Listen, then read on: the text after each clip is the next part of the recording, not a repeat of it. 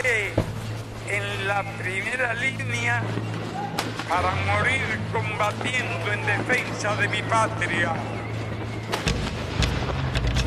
Con profundo dolor falleció el comandante en jefe de la Revolución Cubana, Fidel Castro Ruz. Hasta la victoria, siempre. Jamás en la vida pensé tener que despedir a mi comandante, porque él es lo más grande que nosotros hemos podido tener en esta historia.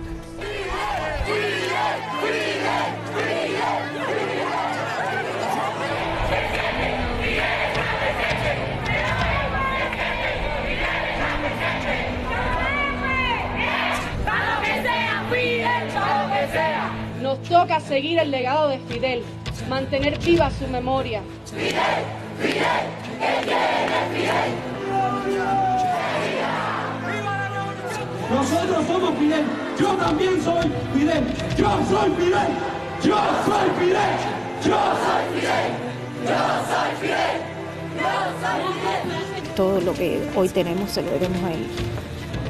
Con la verdad se hizo esta revolución, con la verdad se alcanzó el triunfo, con la verdad se ha defendido durante casi 50 años. Y a pesar de que es nuestro líder, a pesar que es nuestro comandante, Fidel es un amigo. Fidel es un hermano.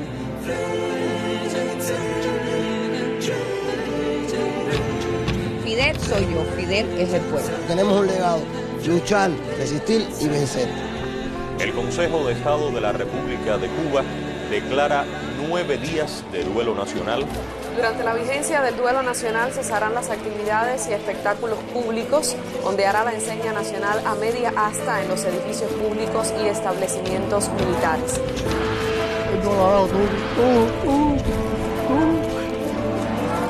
Ojalá me hubiese ido yo.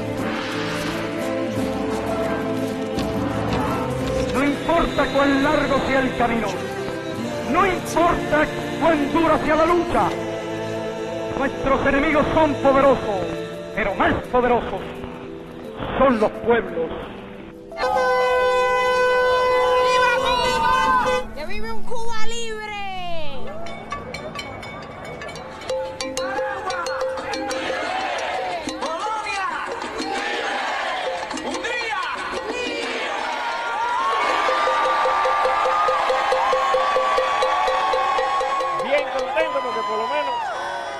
Acabamos con este que era el principal. Ahora falta el segundo, que a ver si se va pronto también.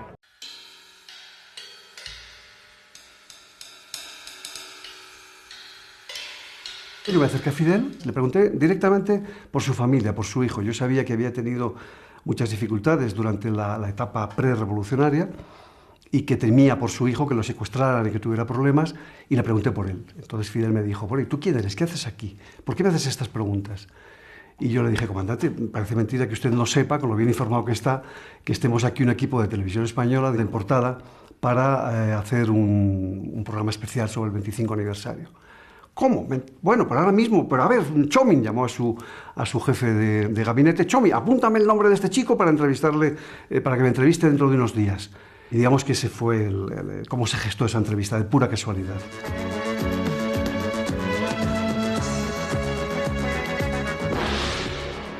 El 8 de enero de 1959, el comandante Fidel Castro entraba triunfante en La Habana después de una guerra revolucionaria contra el régimen dictatorial de Fulgencio Batista. Y la Cuba de hoy, hay mucha diferencia. Pero a mí lo que más me interesó fue la trastienda de esa entrevista, después de la entrevista.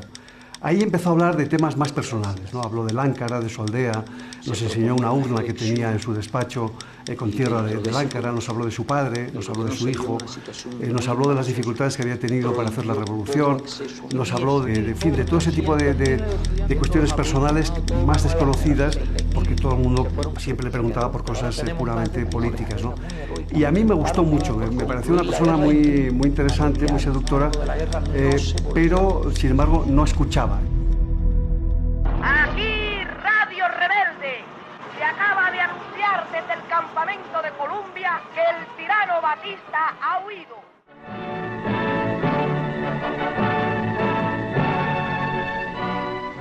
Se inicia la marcha triunfal.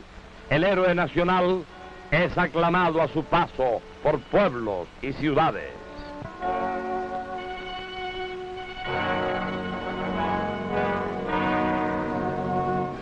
El héroe entra en La Habana y brotó un grito enorme: ¡Viva Fidel! ¡Viva Fidel! Y siempre lo vamos a tener presente, él no va a morir. El cortejo fúnebre con las cenizas de Fidel recibió el testimonio de amor de los cubanos. Tenía que ser yo, él no. Es un dolor inmenso. Los que creen que la muerte de Fidel va a cambiar nuestro país, nunca, nunca tendremos una Cuba sin Fidel. En sentido inverso, la caravana de la libertad de enero de 1959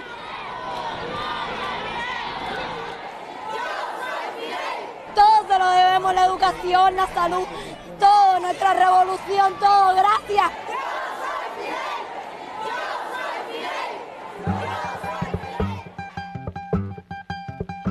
Fidel Castro informa sobre sus planes de invadir a Camagüey y las villas. Esta escena es histórica.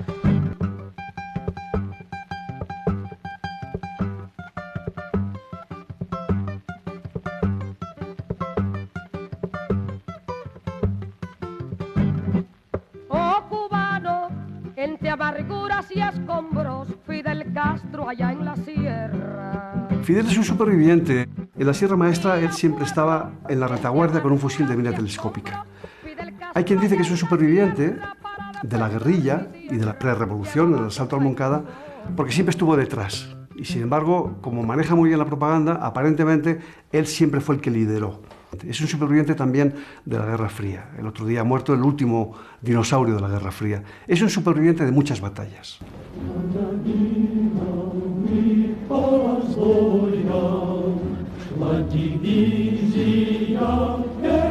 Cuba vivió hasta la caída de la Unión Soviética gracias a las subvenciones soviéticas. ¿Qué hizo con ese dinero? ¿No? Pues vivir a costa de la Unión Soviética y prácticamente no producir nada. 1 millón de patriotas cubanos, a través de usted, le expresan a la URSS su amistad indestructible, su cariño profundo y su gratitud eterna.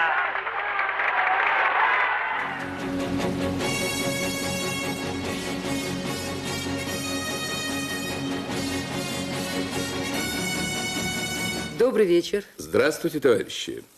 Михаил Сергеевич Горбачев по приглашению Фиделя Кастро прибыл с официальным дружественным визитом в Республику Куба.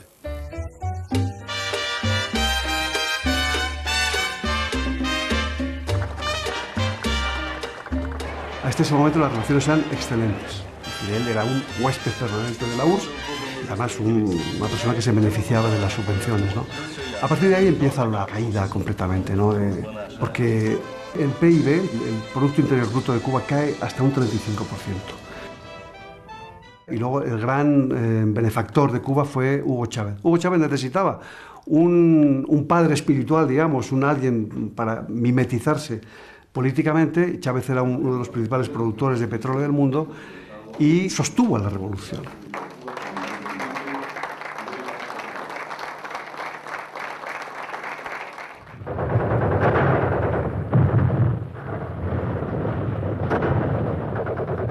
Lo del Moncada también se salvó porque querían matarle y no consiguieron matarle.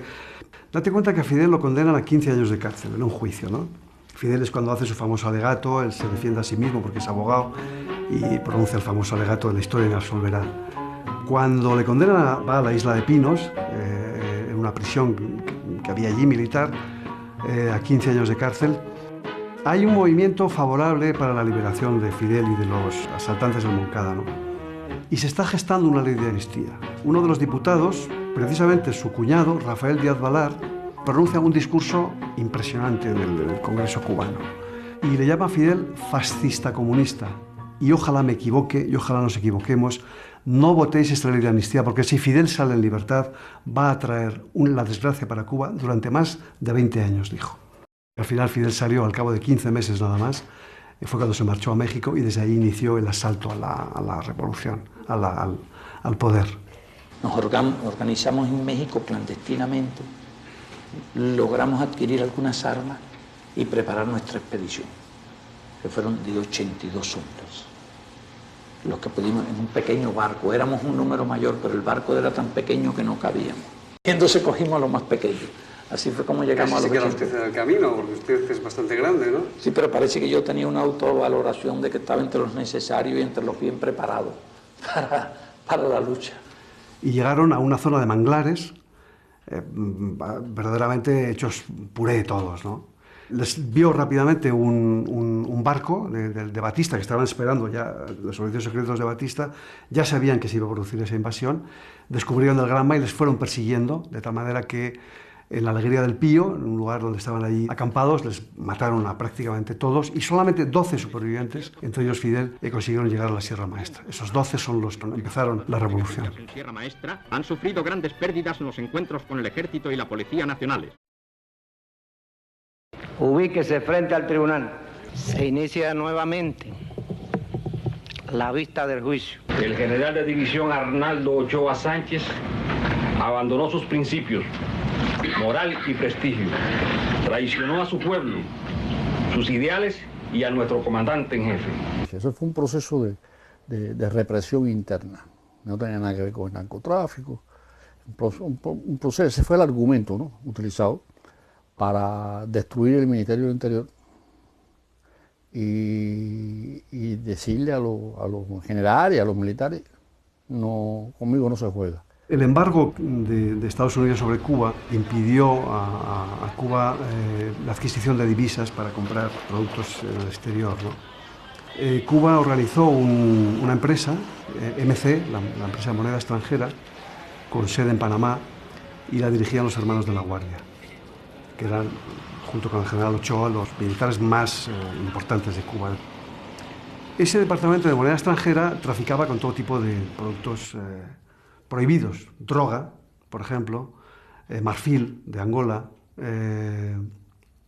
diamantes, para venderlo en el mercado y conseguir divisas. Por otro lado, Ochoa era un general perestroico. Y entonces ese triángulo, es decir, droga, ejército militar en la guerra de Angola y perestroika, pues motivaron que Fidel Castro acusara al general Ochoa de tráfico de drogas y acabara con él.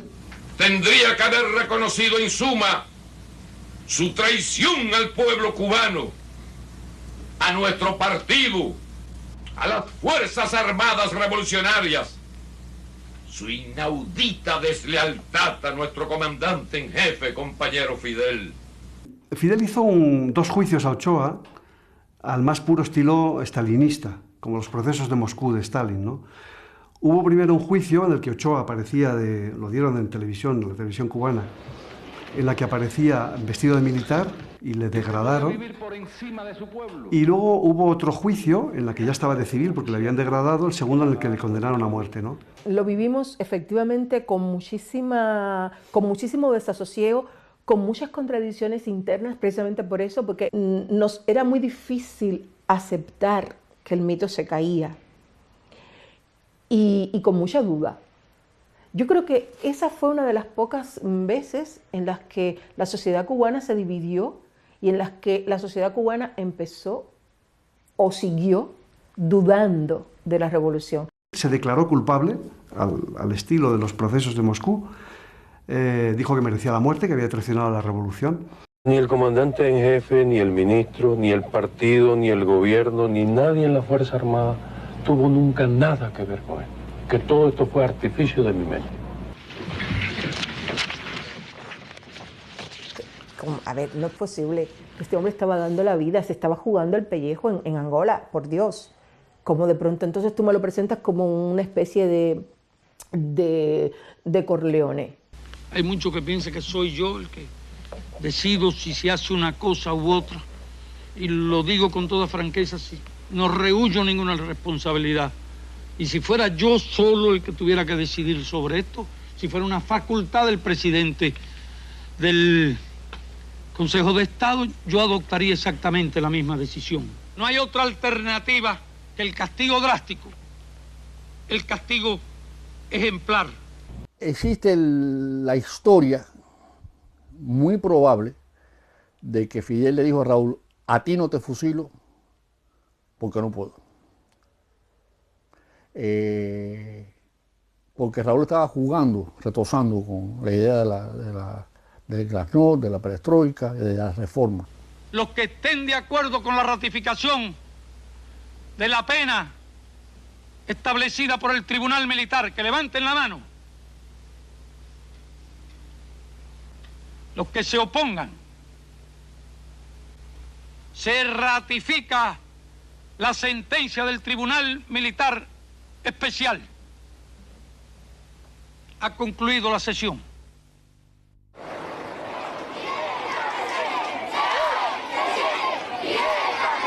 Fidel, nuestro comandante invicto, significa la patria, significa la libertad.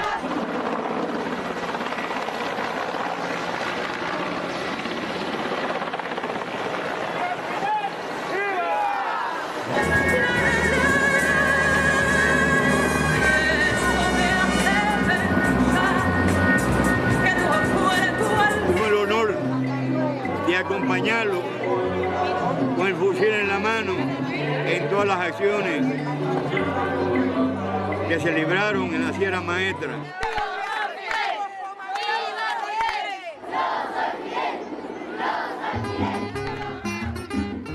Es un líder del tercer mundo muy importante que ha sido un ejemplo para líderes importantísimos en movimientos de liberación de América, de Asia y de África.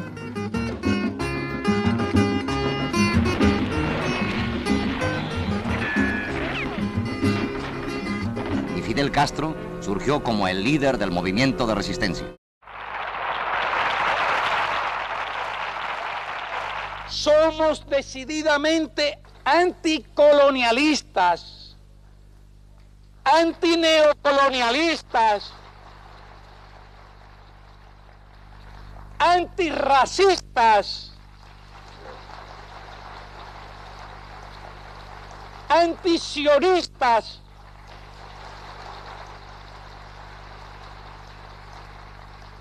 antifascistas. Cuando triunfa la revolución en Nicaragua, necesitaban maestros, necesitaban 1000 maestros. Después aumentó a 2000 el número de maestros. Nosotros hicimos un llamamiento y se ofrecieron 29.000. A los pocos meses los contrarrevolucionarios asesinaron a algunos maestros. Y entonces en un congreso de la juventud se ofrecieron 90.000 maestros para ir a enseñar a Nicaragua. Búsqueme un país que tenga esa gente. Si necesitamos 300.000 jóvenes dispuestos a cumplir una misión de cualquier tipo, nosotros los tenemos.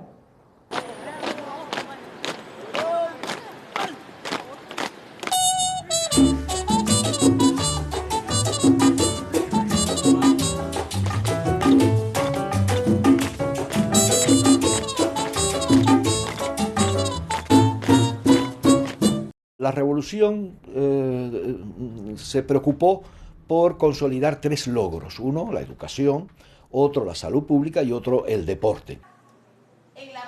Y se produce aquella gran batalla, como se llamó, en contra del analfabetismo, que se enfrentaba a un 22% de la población que era o analfabeta o semianalfabeta. Buenas tardes. Buenas tardes. Hoy comenzamos con un nuevo encuentro con las matemáticas. Somos los primeros universitarios que hubo en la familia. Con esto un poco ejemplifico lo que pasó en muchísimas otras familias en Cuba. Y mi familia era una familia de una cierta clase media, una clase media baja, con posibilidades de hacerlo, pero no entraba en las expectativas de la gente. Para mi generación esa sí fue una expectativa y se cumplió ese sueño. Eso funcionó bien, relativamente bien, hasta la caída de la Unión Soviética. Cuando cayó la Unión Soviética, y pues la sanidad, evidentemente, no había dinero, no había medicinas, empezó a ir en picado, ¿no? Qué chévere, qué chévere, qué chévere, qué chévere el Che Guevara, qué chévere, qué chévere, qué chévere, qué chévere el Che Guevara. Durante todos los meses, ya son 16 los meses que hemos estado en la Sierra Maestra. Porque él era un hombre de ideas muy avanzadas, muy revolucionarias. Había estado en Guatemala, estaba allí cuando se produce la intervención de la CIA en Guatemala, el derrocamiento del gobierno de Arben. Está muy amargado, muy indignado con todo aquello y rápidamente se unió a nosotros. La rivalidad de Fidel con el Che, que es muy bonita, la carta de despedida, fantástica, preciosa y tal, que se acordaba de cuando estuvieron con la casa de María Antonia. Fidel, me recuerdo en esta hora de muchas cosas, de cuando te conocí en casa de María Antonia, de cuando me propusiste venir. Después supimos que era cierto, que en una revolución se triunfa o se muere, si es verdadera. Yo no sé qué hubiera ocurrido si el Che hubiera permanecido en Cuba. Probablemente habrían chocado, porque Fidel es fundamentalmente el poder por el poder para él mismo.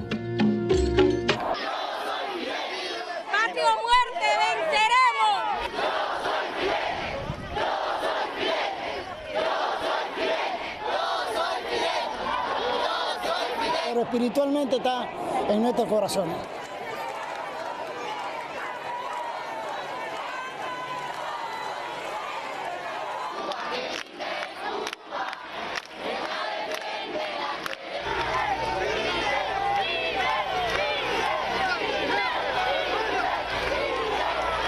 Y cada cubano tiene un pedacito de nuestro comandante. Cada cubano es Fidel. Fidel Castro era un líder nacionalista. De hecho, él se afilió al Partido Ortodoxo, que era un partido radicalmente nacionalista, denunciando la corrupción y denunciando sobre todo la presencia de Estados Unidos en Cuba, ¿no? En los ingenios azucareros y las empresas de telefonía. Y él es un líder nacionalista a favor de nacionalizar todo eso, y no era comunista.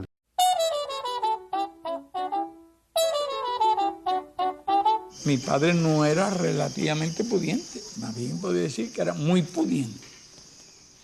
Yo era hijo de terrateniente.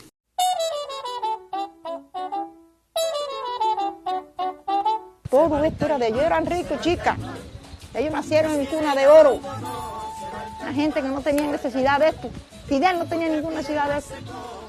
Porque Fidel vivió siempre bien en su casa, pero le gustaba la revolución. Si vas a la tierra y ves a Fidel, dile que en La Habana todos están con él.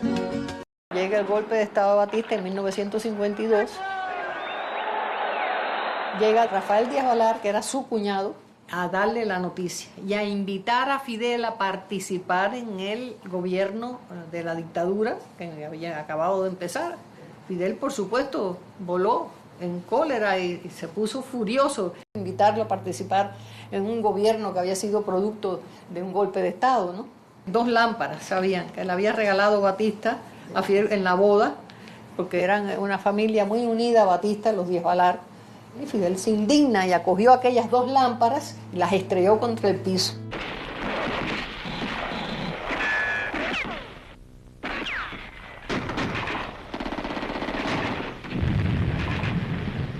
Vinieron los comunistas y le dijeron que qué tipo de ayuda les daría después de la revolución si ellos prestaban su apoyo al movimiento. Y Fidel los mandó al cuerno diciendo que el que quisiese ayudar, que ayudase, pero que él no salía de un imperialismo para meterse en otro. I know you are worried. Sé que están preocupados, antes que nada, de si somos comunistas, y desde luego he dicho muy claro que no somos comunistas. Lo he dicho muy claro. Esas declaraciones del principio a las televisiones estadounidenses, a la prensa internacional, él juraba y perjuraba, incluso en su visita a Estados Unidos, que no era comunista. Pero la realidad era otra. La realidad era que los comandantes de la revolución que estaban con él y que vieron el sesgo que le daba la revolución, se marcharon porque era inevitable que los comunistas eran los que estaban preparándose para la toma del poder. ¿Qué es lo que ocurrió? Castro nos alentábamos a los que en aquel momento teníamos posiciones de carácter ideológico, profesores de filosofía y tal, para desarrollar una especie de pensamiento, articular un pensamiento revolucionario, socialista, cubano, pero un tanto desasido, distanciado de lo que vendría a ser una férrea y rígida ideología marxista-leninista proveniente de la Unión Soviética. Y eso tratamos de hacer en el Departamento de Filosofía. Pero ¿qué ocurrió? Que Cuba se vio amenazada por la Unión Soviética de perder la ayuda del petróleo. Los tanques soviéticos entraron en Praga y Castro se vio forzado a reconocer y a darle legitimidad a aquella intervención, a lo que veíamos con simpatía los del Departamento de Filosofía, a aquella especie de una revolución humanista, humanitaria. Bueno, pues esto nos trajo problemas, porque de pronto los heréticos éramos los que estábamos mandados a hacer lo que nos habían dicho que hiciéramos. Él había tenido una fe inquebrantable en la Unión Soviética. Él era un marxista-leninista, más leninista que marxista. El libro que a él lo define, que lo educa, es El Estado y la Revolución de Lenin. Por las calles de La Habana se inicia la cacería de esbirros de la dictadura. Las milicias del 26 de julio los persiguen de cerca. Algunos hacen resistencia, pero al final van cayendo en poder de la justicia revolucionaria. Fidel es un gran escenificador, es un gran actor, es un gran director de escena, ¿no? Entonces en el estadio deportivo convocaron a toda una multitud impresionante e hicieron juicios populares. En la prisión militar de Cuba, las familias de los detenidos que pasarán ante los tribunales revolucionarios esperan al otro lado de las rejas para poder visitarlos.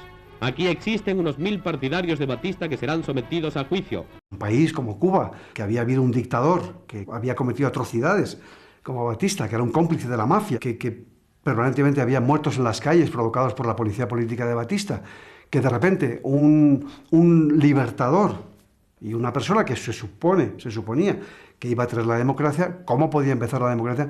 Con aquellos juicios sumarísimos. 17.000 personas presencian en el Palacio de los Deportes la actuación del Tribunal Revolucionario compuesto por 3 jueces. Este es uno de los procesados, el comandante Sosa Blanco. Uno de los testigos cuenta solo 12 años. Es Angelio Estrada, quien señala a Sosa Blanco y le reconoce como la persona que mató a su padre.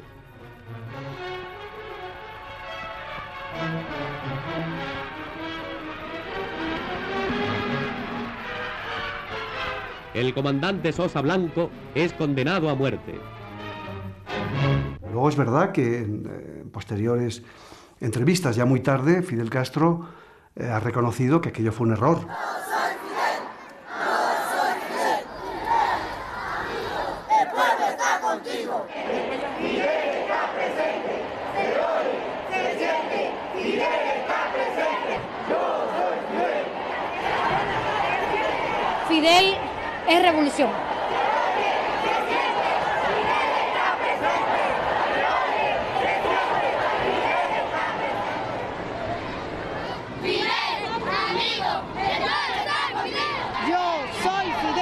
Lo vi irse para La Habana el día 3 de enero de 1959 y hoy, a los 58 años, lo despedí.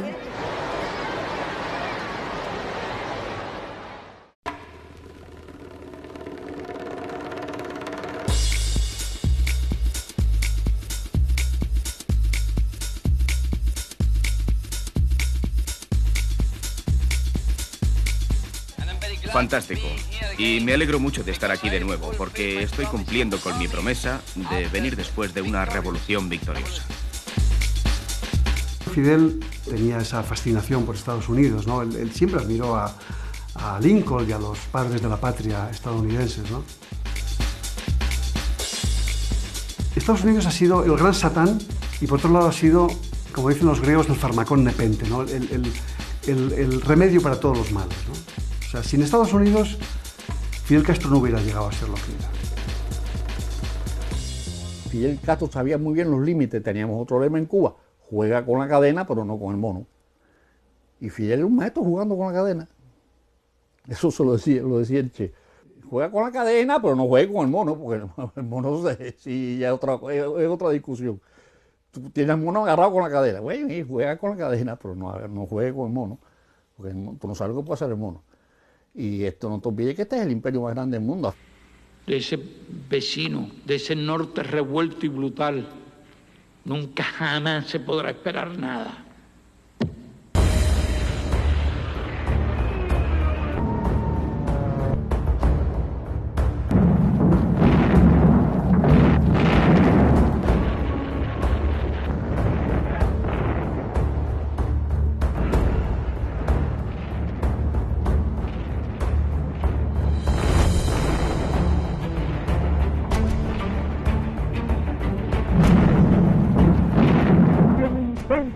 Apoderarse de Cuba, recogerá el polvo de su suelo anegado en sangre si no perece en la lucha. ¡Patria o muerte! La hostilidad de Estados Unidos aceleró el proceso, hasta incluso impulsó el proceso, no determinó el camino de nuestra revolución.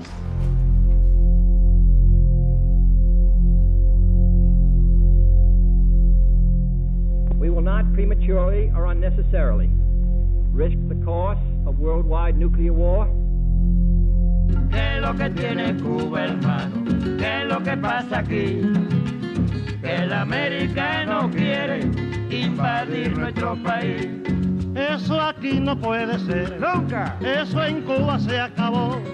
Ahora estamos con Fidel y con Nikita Khrushchev. Kennedy y Khrushchev llegan a un acuerdo, establecen conversaciones para la retirada de los misiles de Cuba, y Fidel es un actor pasivo. Fidel está perdido, no sabe nada de ese acuerdo, no le toman en cuenta, y realmente pues le molesta mucho, ya te digo, organiza manifestaciones contra la Unión Soviética, que era su padrino rico, y al grito de Nikita, Mariquita, lo que se da no se quita. En Fidel yo veo, y fíjese que lo digo en presente, veo una figura tanto suda como aquel hidalgo que se describe en el Lazarillo de Tormes, o el propio Quijote. Esa tosudez, esa gallardía de gesto a veces inútil, de no cederle al enemigo ni un tantito, así como diría el Che. Este es el dramático comienzo del éxodo cubano.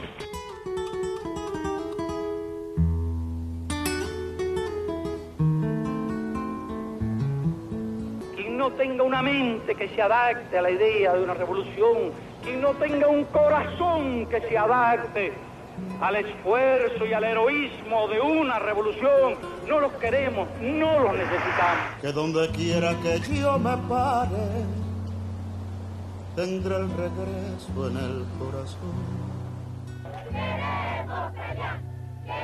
Adiós, mi isla. Adiós. Hay casi 2 millones de exiliados cubanos en Estados Unidos, sobre todo en Miami. Ellos han creado una isla nueva en Miami, han desarrollado Miami, cosa que en Cuba no hay, en desarrollo.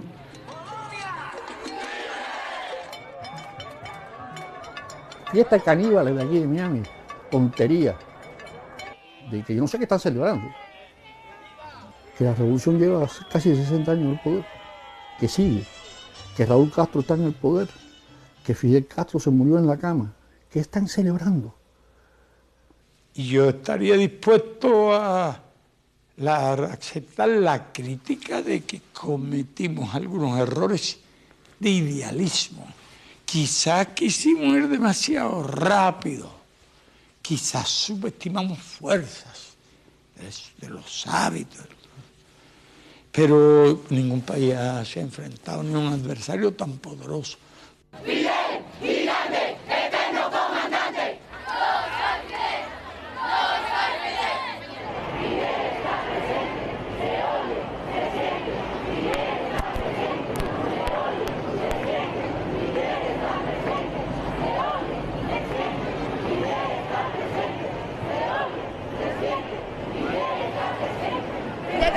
13 años estoy haciendo magia, haciendo revolución.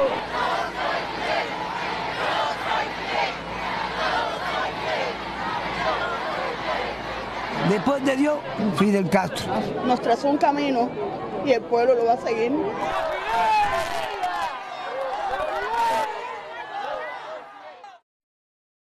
¿Qué significa el país sin Fidel Castro? Bueno, pues yo me sentiría realmente muy desgraciado y todos mis compañeros de la dirección del partido si pensáramos a estas horas que cualquiera de nosotros es indispensable. Con tinta del corazón quedó grabada la historia que Castro Ruz con sudor nos dio la dicha y la gloria. La gente que nos seguía gritaba con valentía: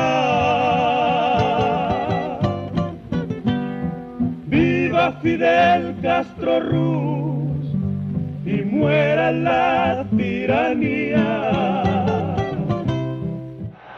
La tiranía ha sido derrocada. La alegría es inmensa. Fidel era una persona impresionante. O sea, estar delante de un gigante de casi 2 metros, con aquel uniforme verde olivo, con la gorra, con el puro, entonces fumaba. Le veías y te impresionaba, ¿no? El 31 de diciembre de 1986 para el 87, en casa de García Márquez, Fidel llega y Fidel dice: no, vengo del hospital. Se había producido en Cuba la primera operación de corazón, el primer injerto de corazón. Y acabo de llegar del hospital de ver al paciente. Cuando fui a ver al paciente, dije: ¿puedo verlo? Y dice: sí, comandante, ¿lo puedes? Digo: no va a ser que me vea y se impresione. Es decir, él estaba consciente de que él impresionaba. Me mirabas como una figura ya histórica, ¿no? Un líder mundial, ¿no? Te seducía, era un seductor, fundamentalmente un seductor. Pero aquí no se trata de un caudillismo, ni de un culto a la personalidad.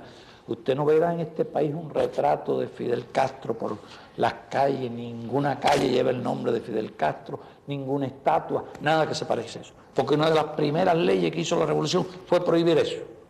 Usted no ve ninguna manifestación de culto a la personalidad en este país. Se habla del culto a la personalidad de Fidel. Y Fidel decía: no, yo, la personalidad mía, no, aquí no hay ninguna estatua mía. Claro que no hay estatuas de Fidel en ningún lado. Pero tú verás vallas por todo el país. Eso es permanente, ese culto a la personalidad, sin estatuas, con fotos y con discursos, ha sido permanente.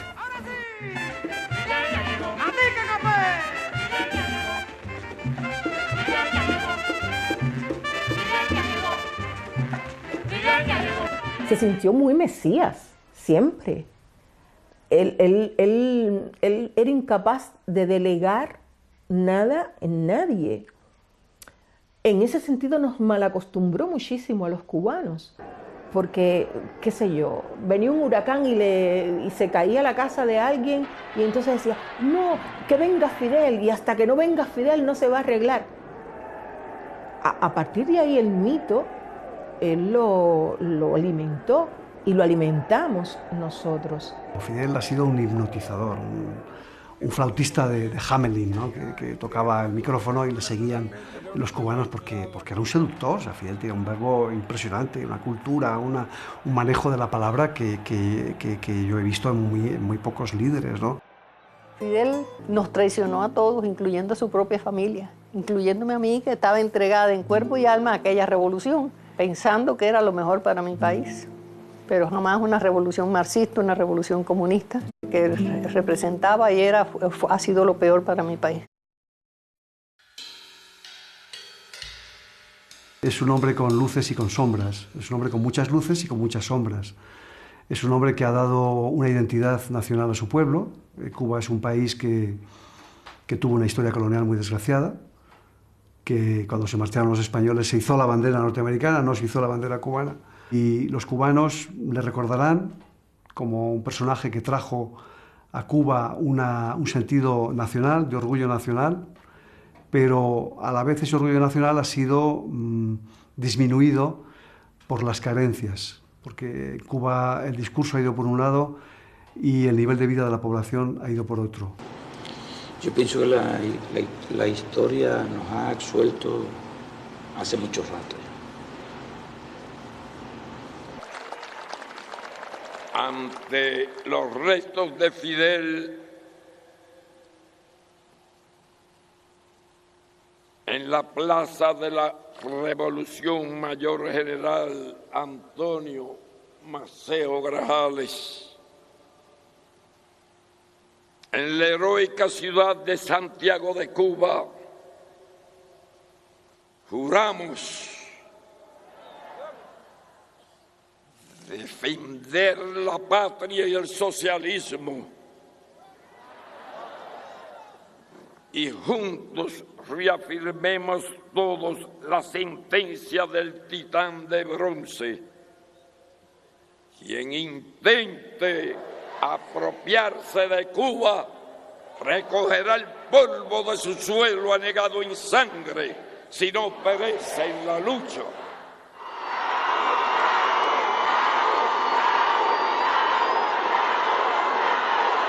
Raúl ha sido el hombrecito, el trabajador, el burócrata, funcionario, capaz de planificar, de organizar, de desarrollar el país en una línea. Y Fidel Castro ha sido siempre todo lo contrario, era Dios. Era Dios en las alturas, Dios en el Olimpo, ¿no? Y esa pelea de los dioses contra los hombres, o los hombres contra los dioses, es, desde mi punto de vista, lo que ha marcado, lo que ha caracterizado la Revolución Cubana. Pero yo tengo la completa convicción de que las futuras generaciones de nuestro país e incluso de otros países reconocerán lo que ha significado nuestra lucha y la obra de la revolución perdurará. Fidel, Fidel, hasta la victoria.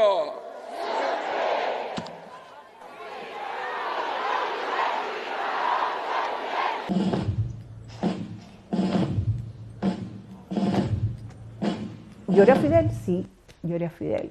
¿Tuve miedo y tengo miedo? Sí, porque tengo mi familia allí. No sé lo que va a pasar. Que Fidel era una especie de viga maestra que sostenía para nosotros, por lo menos el país en un estado de equilibrio. Sí, lo considero. Que esa viga ahora no está y la casa se puede desmoronar. Sí. Que a lo mejor se desmorona para bien, ojalá.